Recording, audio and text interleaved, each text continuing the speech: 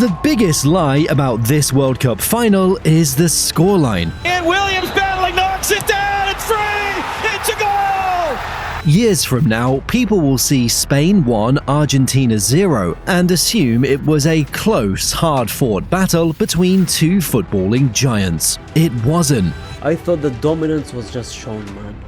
Such a one-sided game. Spain didn't just beat Lionel Messi's Argentina, they completely humiliated them. The Argentina of Messi, they utterly asphyxiated them with the world watching. They took away the ball, took away the space, took away Messi's influence, and almost took away Argentina's belief. That right there is the single most dominant performance in a final of any sort. By the end of the night, the biggest question wasn't who would become world champions, it was whether Argentina would register a single shot on target. So, how did Spain completely dismantle the defending champions on football's biggest stage? Let's break it down. From the first whistle, Spain didn't play like a team hoping to win. They played like a team that already knew they would. There was no nervousness, no feeling out period, no cautious opening 10 minutes, where both sides test each other. Spain walked onto that pitch with absolute certainty, and within minutes, it was obvious why. The possession wasn't just about keeping the ball away from Argentina. That's how most teams use possession, as a defensive tool, a way to limit the opponent's time on the ball. Spain used it as a weapon. They know also that on the day nobody can match certainly the possession and the way they move the ball, and if they move the ball you can try to be physical like Argentina were today, and you don't get close to them, you don't get near them, you can't rattle them, because I think they are again very good at what they do. So it's very difficult to play against them. Every pass was designed to exhaust Argentina mentally. Every time Argentina thought they had a pressing opportunity, Spain had already moved the ball somewhere else. But because their midfield and the way that they play as a team is so well coached and they're so well drilled and they're so good in possession and so good out of possession, they showed their quality today. They came to play football. Argentina didn't. It wasn't a quick tiki-taka either. It was patient, deliberate, almost cruel. Spain would hold the ball, wait for Argentina to commit, then shift it to the opposite side. Then they'd wait again. This is what made it so hard to play against. Argentina couldn't press because the ball was always one step ahead. They couldn't sit deep because Spain would eventually find gaps. They couldn't rush because Spain would slow everything down. They were trapped in a game where every option led to the same outcome: chasing. Rodri controlled everything from his position in front of the back four. He dictated the tempo changes, slowing the game down whenever Argentina tried to rush, then accelerating whenever Spain sensed uncertainty in the defensive block. He'd receive the ball, take a touch, scan the field, and decide. Sometimes he'd play a simple pass sideways just to reset the attack. Other times he'd drive forward and force Argentina to scramble. Either way, he was in complete control. Alongside him, Fabian Ruiz quietly became the progressive outlet. While Rodri kept everything ticking, Ruiz was the one receiving under pressure and driving forward. He didn't need much space. A yard was enough. He'd take the ball on the half-turn and push Spain up the pitch, forcing Argentina to retreat even deeper. It was subtle work, the kind that doesn't show up on a stat sheet, but it was essential to how Spain broke Argentina's shape. Then came Pedri. Introduced late in the match, he brought fresh energy at exactly the moment Argentina hoped fatigue would finally hit Spain. Pedri today showed the level. I thought he came on and had a huge impact on the game. That's the cruelest part. Argentina had spent over an hour chasing, pressing, sprinting, recovering. They were exhausted, and Spain just brought on Pedri, someone who hadn't played a minute yet, someone whose first touch was as sharp as his 100th. It wasn't fair. It was by design. By the time extra time arrived, Argentina had spent 100 plus minutes chasing shadows with nothing to show for it. No shots on target, no real chances, no moments where you thought maybe they can pull this off. Just running, endless running. Argentina, I think, played their part. You know, we knew Argentina was going to be very defensive, very conservative in their approach. Gotta be honest, I wasn't expecting them to be so conservative that they generated 0 shots, not just on target, but 0 shots in general over the first 90 minutes.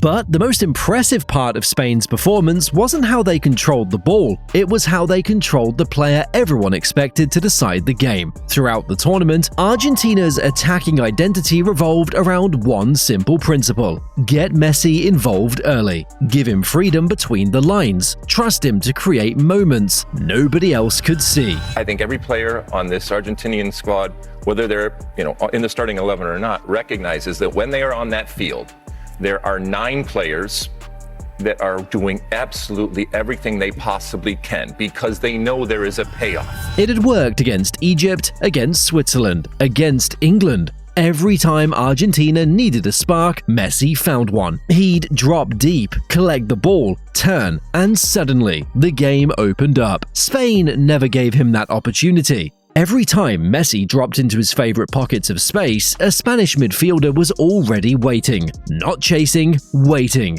They anticipated his movement before he made it. Rodri would shift across, Fabian Ruiz would tuck in, Cucurella and Laporte would step up. Messi would receive the ball only to find a wall of red already in front of him. Every time he received possession facing forward, another defender immediately stepped out to close the space. He couldn't turn, he couldn't drive, he couldn't do the one thing that makes him unstoppable: commit a defender and create chaos. Spain didn't try to physically overpower him or dive into reckless tackles. They denied him rhythm. Because Lionel Messi in 110 minutes, he did absolutely nothing because he's been isolated throughout the whole game, and it's difficult for you to create moments when you're basically off rhythm throughout the whole game. So for you to create something out of nothing, it's kind of impossible. Like it's hard even for someone like Lionel Messi. It's hard for you to gain momentum and gain rhythm when you've been off, when you've been cold for 110 minutes. They made sure he never felt comfortable, never found a pattern, never got into that flow state where everything slows down, and he sees passes nobody else can. Footballers like Messi don't need constant touches, they need moments. 1 second of space, one defender caught flat-footed, one pass that arrives at the perfect angle. Spain eliminated those moments before they could begin. They suffocated him.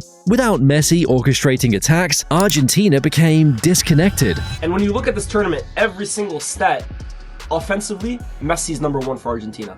Take-ons, dribbles, passes, chances created, goals, assists, it's all him. So in a game like this, where he can't get his game off because of Spain, Argentina have no plan B whatsoever. The midfield couldn't progress the ball through central areas. Defenders were forced into longer passes they didn't want to play. Julian Alvarez spent long stretches isolated against Spain's centre-backs, waiting for service that never came. The wide players barely touched the ball in dangerous positions. For the first time in the tournament, Argentina looked completely out of ideas, and that was entirely by design. Spain didn't just beat Argentina's tactics, they erased their identity. Argentina's body language told the story before any stats could. In the first half, there was still confidence, shoulders back, voices loud, the usual swagger you'd expect from defending champions. By the 60th minute, that confidence had turned into frustration. The positioning from all the players, I would say, is incredible. The moment they lose the ball, it feels like they're up a man the entire match. That is... I mean, we saw it today. It rattled Argentina, man. Like, Argentina could not figure it out, and I think it messed with their mental state in this game where around like the 60th minute, it became clear that they were second to Spain, bro. By the 80th, it was desperation. Players who normally demanded the ball started hiding behind Spanish markers. You'd see an Argentina midfielder drop into space, look up, realize a Spanish shirt was already between him and the pass, and just drift away. They didn't want the responsibility anymore. Attacks became rushed. Quick passes that went straight to Spanish feet, long balls that had no chance of reaching Alvarez. Every failed transition only reinforced Spain's growing authority. Argentina couldn't build anything because they'd stopped believing they could, and yet, despite complete dominance, Spain couldn't find the breakthrough. Crosses flashed across the box without a finish. Half chances were blocked. Emiliano Martinez kept Argentina alive with save after save, some routine, some genuinely impressive. Apart from Martinez, who had probably the best performance of this entire tournament in my opinion, if he would have went to penalties and won Argentina that game, give him the Golden Gloves as well, give him the Ballon d'Or as well, Martinez would have deserved the goddamn Ballon d'Or there, man. He was the only reason the scoreline stayed level. For over 100 minutes, Argentina somehow survived. But survival isn't the same as competing. They weren't in the game. They were just still in it. Such a one-sided game. The dominance was insane, and I'm genuinely disappointed in those Argentinian players if I'm being honest. They found no solution. They couldn't do nothing.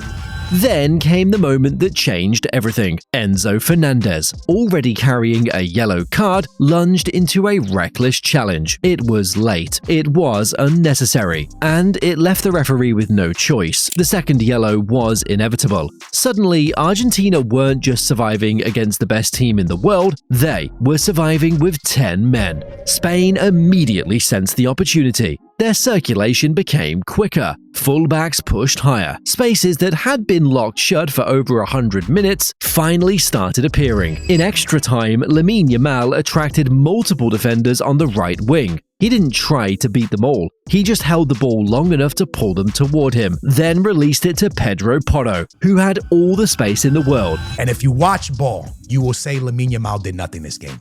But if you watch ball and you understand ball, you understand that Lamine Yamal pushed the defenders to him, which then left Porro by himself to cross the ball in to a Nico Williams back post. Porro's delivery to the far post was perfect. Nico Williams met it with a clear header, redirecting the ball back into the danger area. Waiting there was Ferran Torres, a player who had spent years hearing doubts about his finishing, mocked for missed chances, questioned every time he stepped onto the pitch. Porro whips a right-footed pass into the box.